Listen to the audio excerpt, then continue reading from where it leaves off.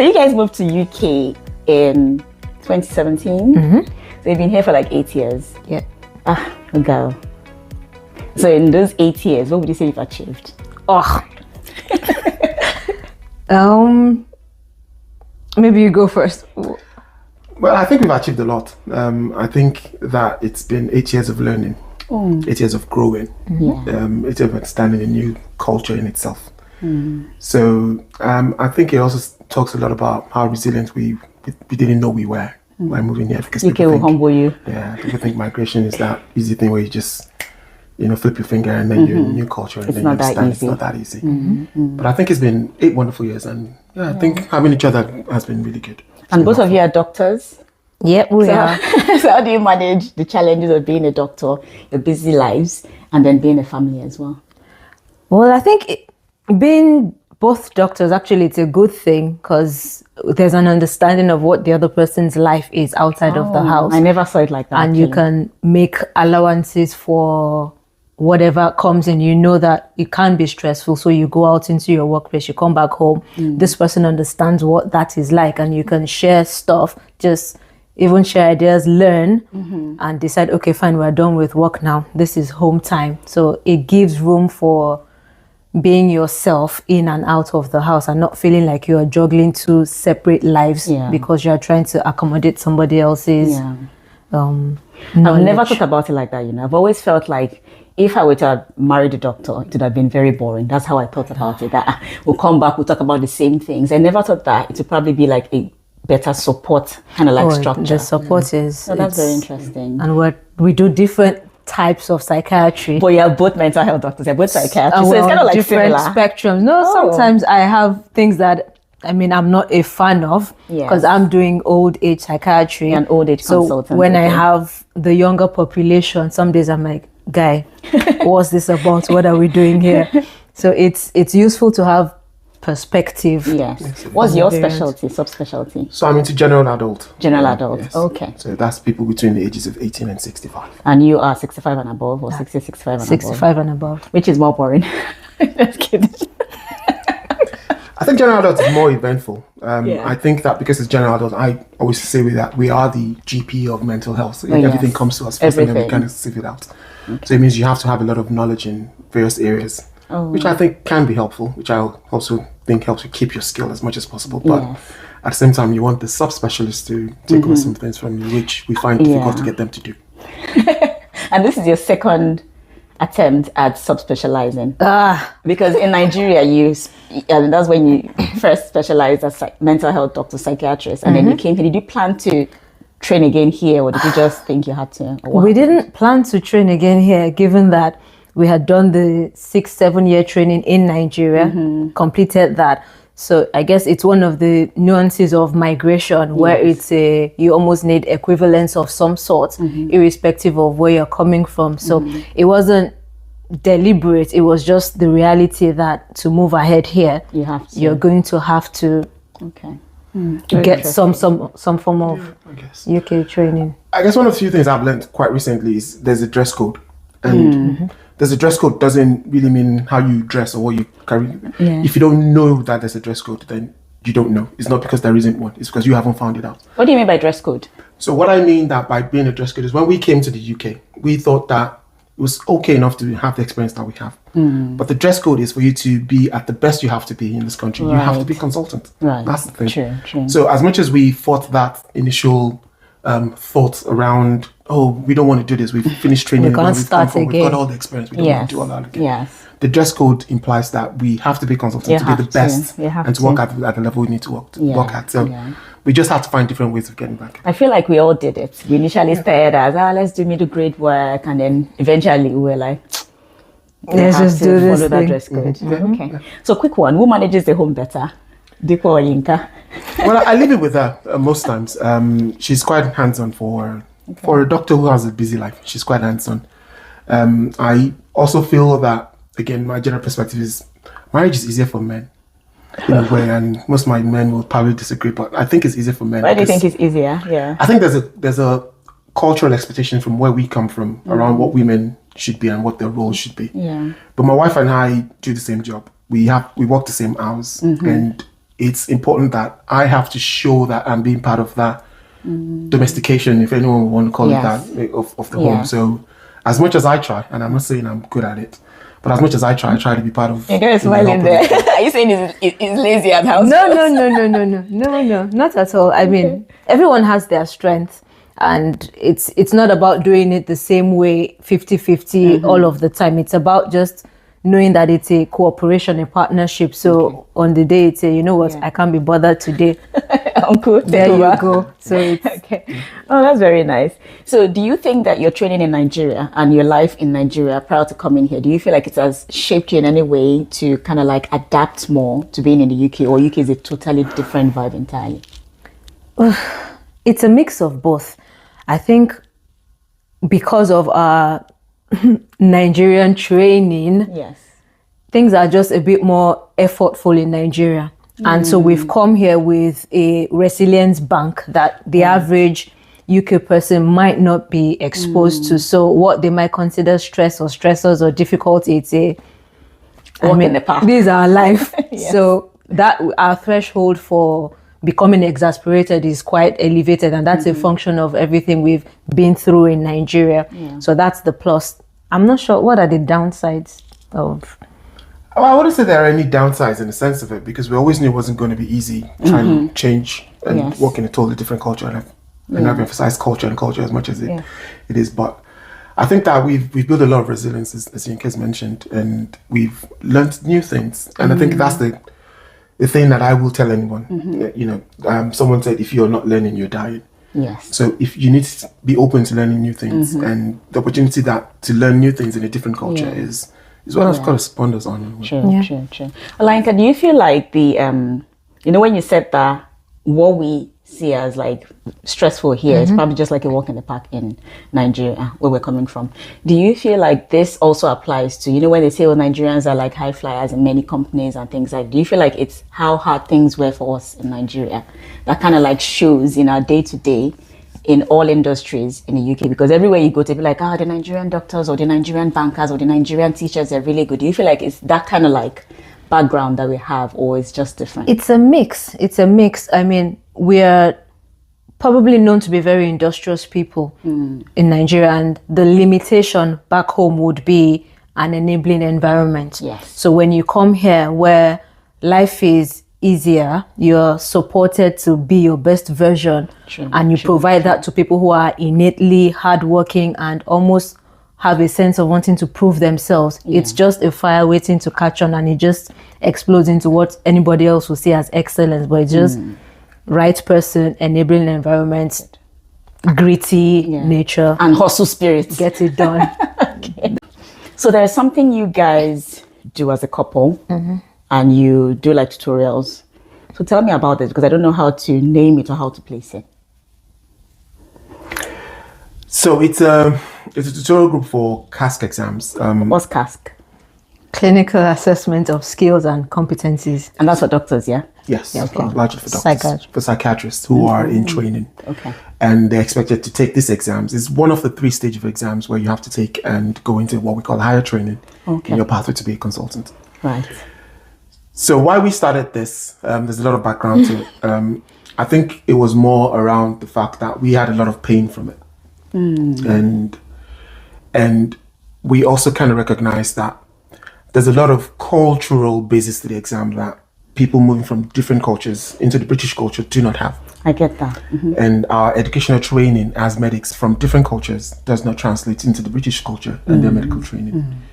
And we felt it was something we needed to change, or we needed people to help people with, basically.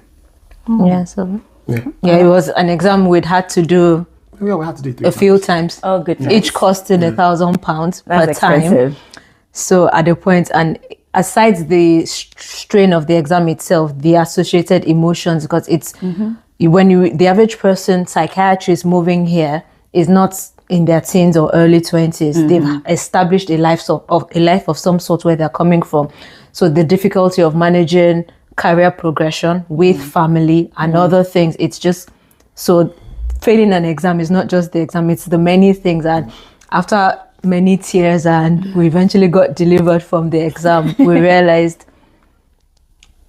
people will keep hitting that same roadblock, except they are shown a better way or the way to do something. So it's not about the expertise, the knowledge we all come with. It's about what's this Royal College, what do they expect of their psychiatrists? So if you know why an exam is set up, you are better set up to pass it. So I guess that's the dynamic we chose to change. It's not just come and do exam. What is it about this exam that how can you make a success? I think that's of general it? mindset for most people. They think it's just another exam that I've just got to tick off the box. But most times I think it's about being a better doctor for this system. And people don't see it that way.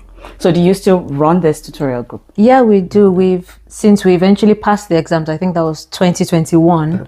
We've run the 3 years plus now. Yeah, continuous sessions. So people can just contact you. How it started off, it's morphing now, but how it started off in our postgraduate training in Nigeria, we both kind of enjoy teaching. Right. So when we moved here and we went through our exams and all, had a stint at teaching in some of the UK coaching classes.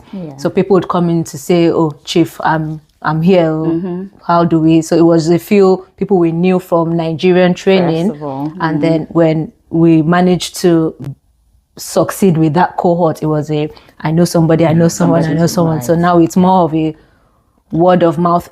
We started as a subset of the bigger association of Black psychiatrists in UK. Right. We started as that unit, but it's kind of just taken a life of its own now. And so how do you find time with your busy lives to still do this? I think it's about it's about the drive to want people to be better. Yes. I know time is never available. There's never enough time to do things, but I think it's about the ultimate goal and the pleasure we get at the end of it when people do well. And part of the criteria probably Yinka didn't mention we use in choosing people is people who've written the exam multiple times. Oh, right. So we do that on purpose just to help people, right. Try and create a new narrative for how they see the exams, and you won't believe how they feel when they pass exams, because that's the pleasure for us. So do you have kind of like a high pass rate? And stuff? That's really good. We've had a few people with 16 stations. Oh, that's fantastic. I think he's the brain, I'm the heart type of person, because exams are complicated and it's more than just a score.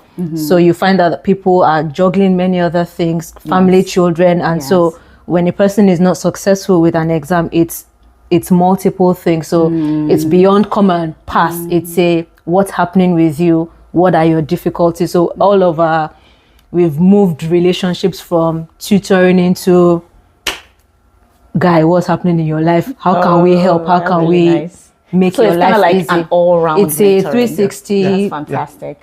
So you that means that you help people settle in here as well then? Yeah, to some degree. As much as we're able to help them with, if they need, because we've luckily been getting to the top of the whole system in itself at the moment. So we've had a journey in the last 8 years, and it's easy to advise people based on your knowledge, but also you're a consultant now. You're a consultant now, and people are. It's also easy to identify with people's problems and some of the problems they face currently. So it's easy to navigate and tell them, okay, this is how you go about that. You can and even if you don't have the answer, some days it's I'm not doing it again. I'm going back home and say, come back here. It will get better. Just that sense of, it's not the end. It might be rocky, but there is an end in sight. So almost just grounding people sometimes, even if we don't have the answer, say, if you need me, call me. You know where to find me. Life is happening to all of us. Psychiatry is happening to all of us, but still we must press on. Is this online or face-to-face? It's a mix. Those who... Most of it has been online, to be honest, but we've had a few people who's joined us who also lived in Newcastle. They've had to come to our homes. Wow. Yeah. What's happening? So you've opened your homes and your lives to people to mentor them this way. Yeah, we had one of our previous, I wouldn't call them trainees, but one of the people who's worked with us called us yesterday about having their first kid. So you become part of their life. Sweet. Yes. Oh, that's really good. But if I may ask, what kind of challenges have you run into with this kind of tutoring group? One, time.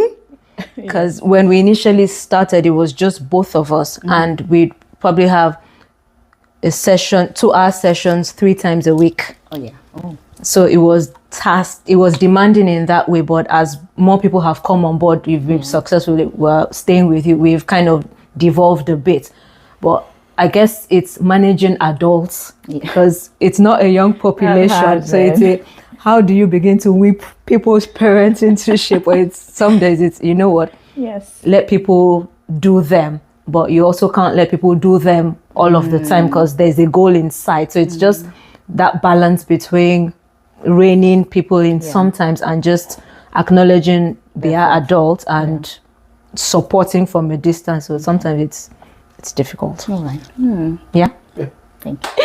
So let's play some games. So if you were to try to sneak out of a party, what kind of stupid excuse would you give? Or let's say you maybe we've made plans and you want to give like an excuse for removing yourself from the plan, cancelling. What kind of excuse would you usually give, Dipo? Ooh. Pretend I'm on the phone to something else that is more important. Just pick up the phone randomly. If Yinka is not there, I'll probably just call Yinka.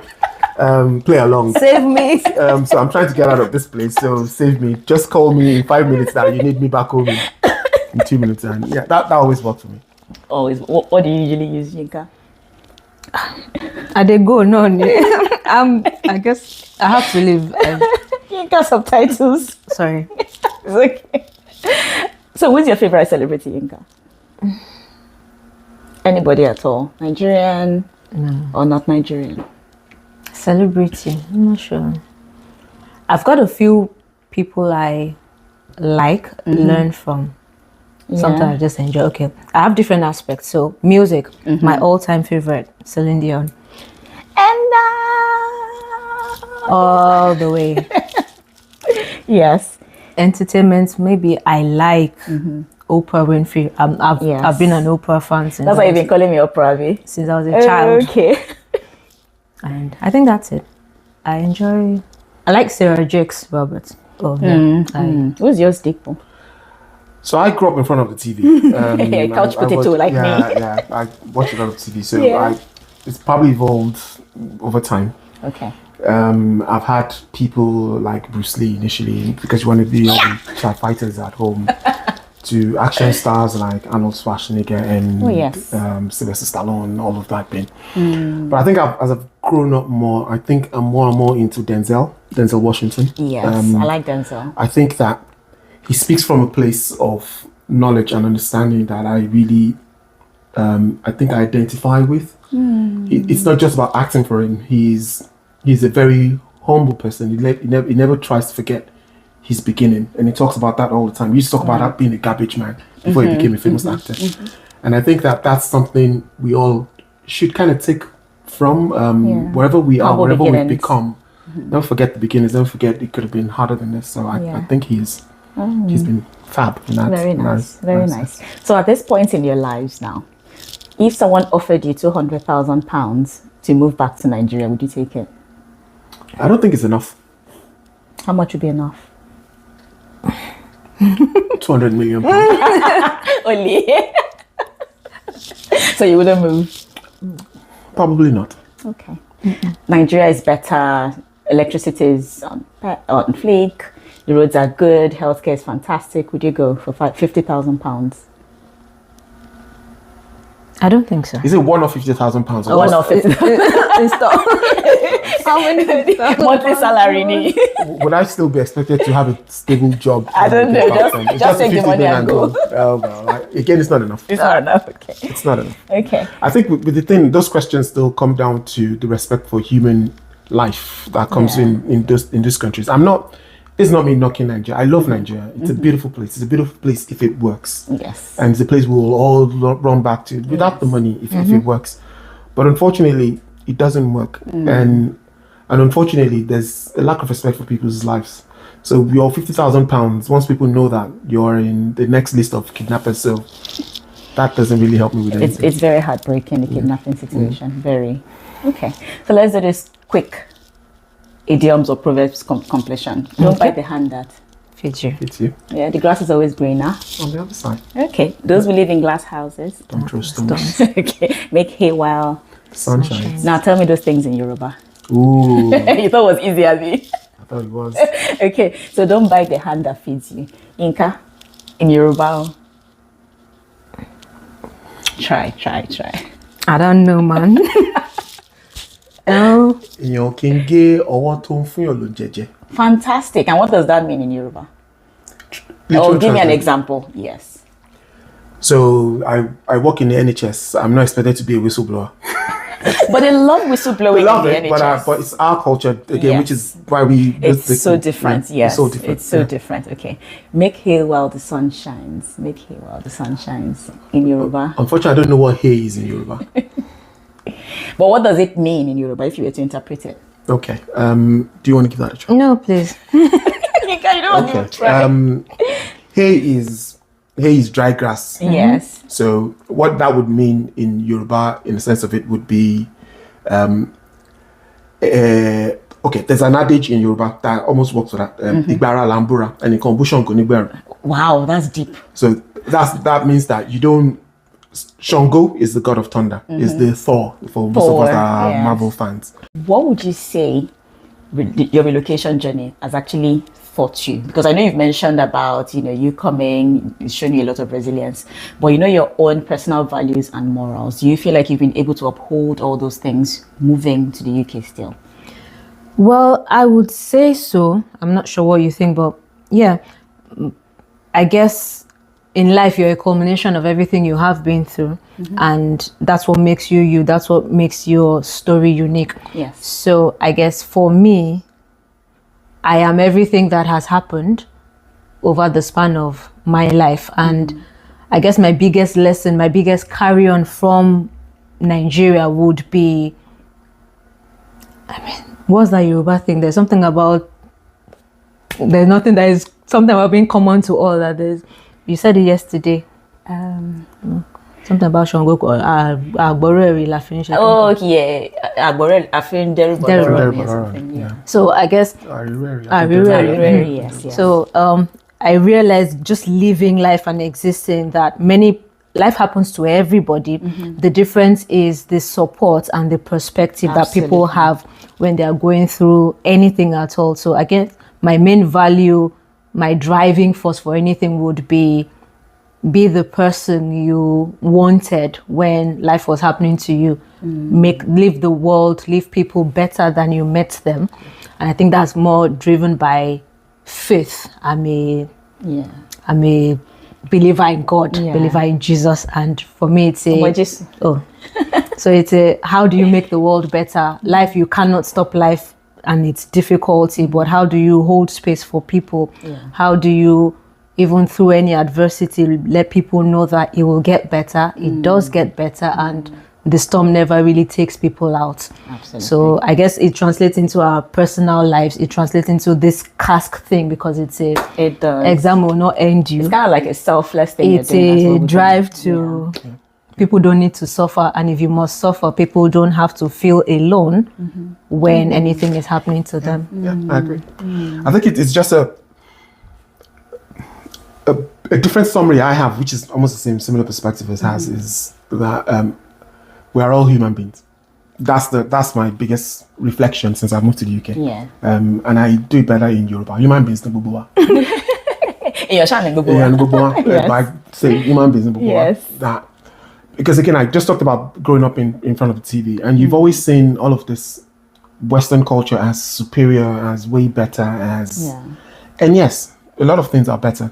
A lot of things are, but in the end, we're all human beings. Even in better cultures, people have the same struggles, and you'll be amazed by that, and have similar problems as you've had, coming from so-called undeveloped countries.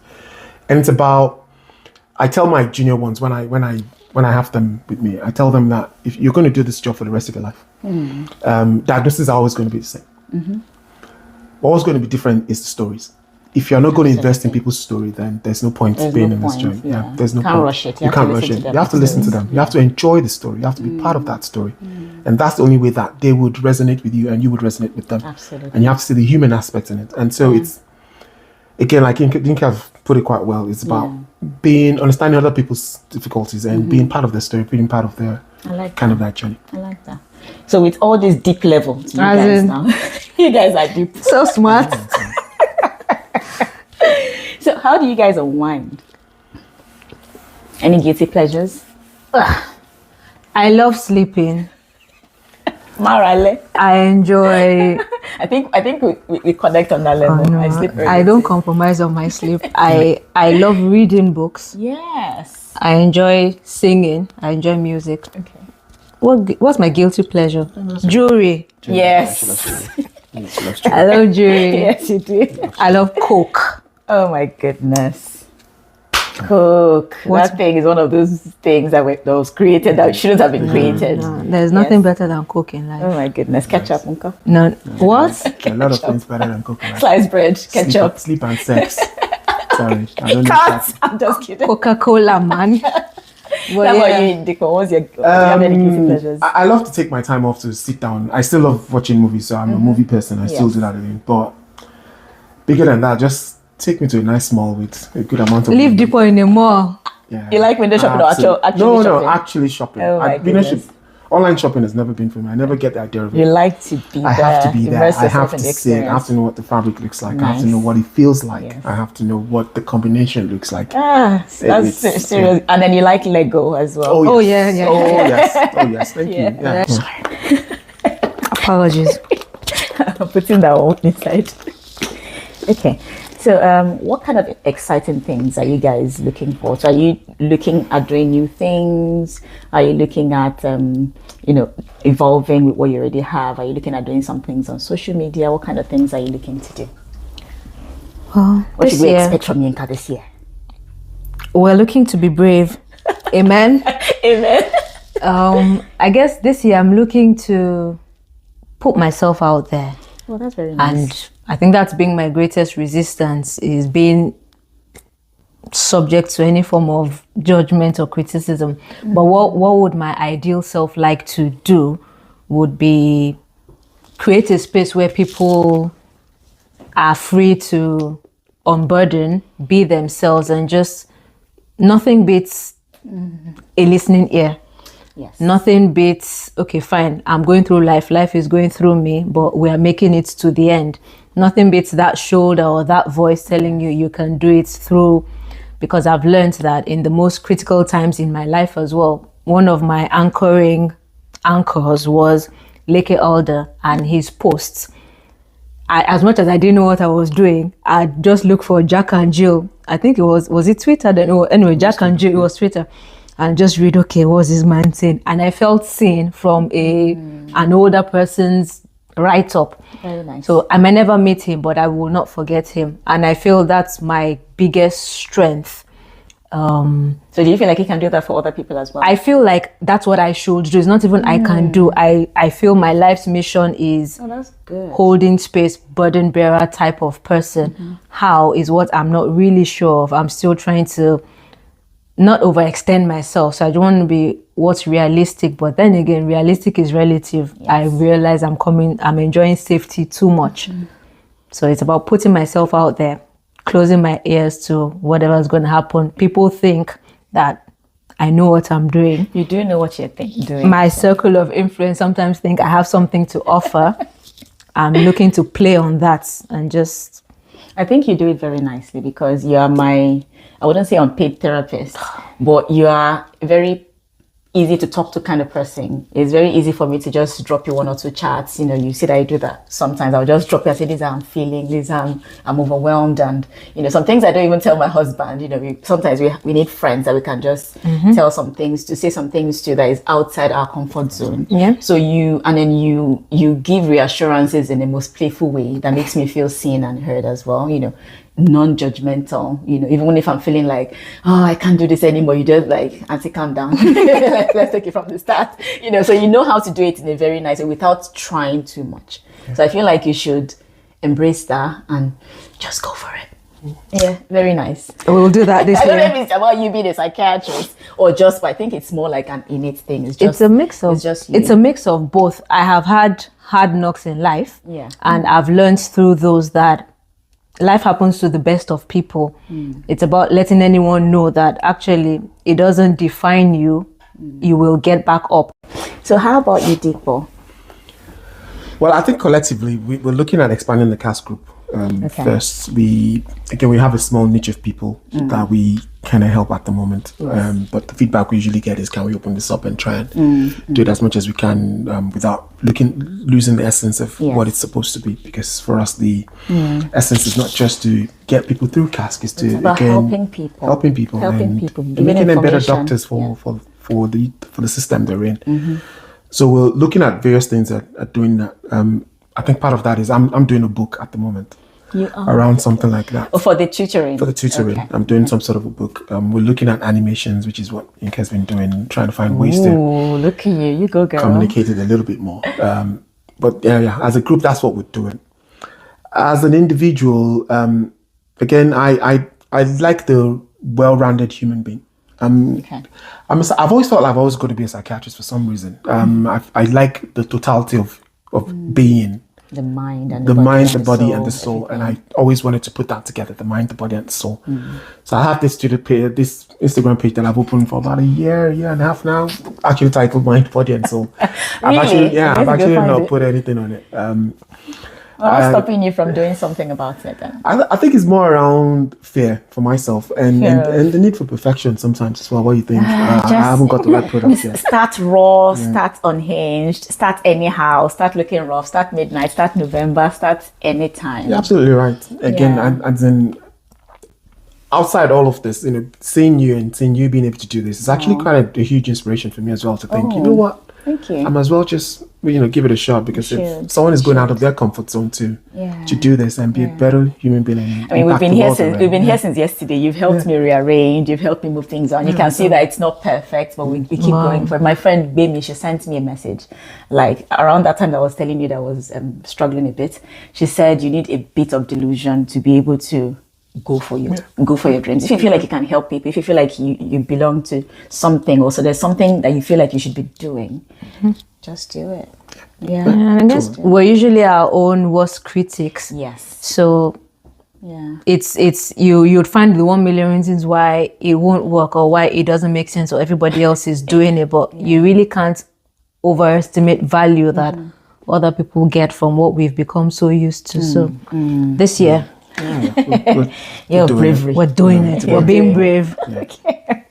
All right. So it's been very, very nice having you guys. Thank you for having us. I like the fact that you've traveled from somewhere very far. In fact, you'd have reached Lagos and come back. Honestly, there are 6-hour, 8-hour trains to Birmingham. Well, I really appreciate the fact that you guys came down. Thank you for having us. And I like you guys as a team. I like you guys individually as well. And we've continued to build that relationship. And I hope that we can continue to build that relationship together as friends. Sure. And as colleagues as well. Sure. Thank you very much. Thank you for having us. Thank you.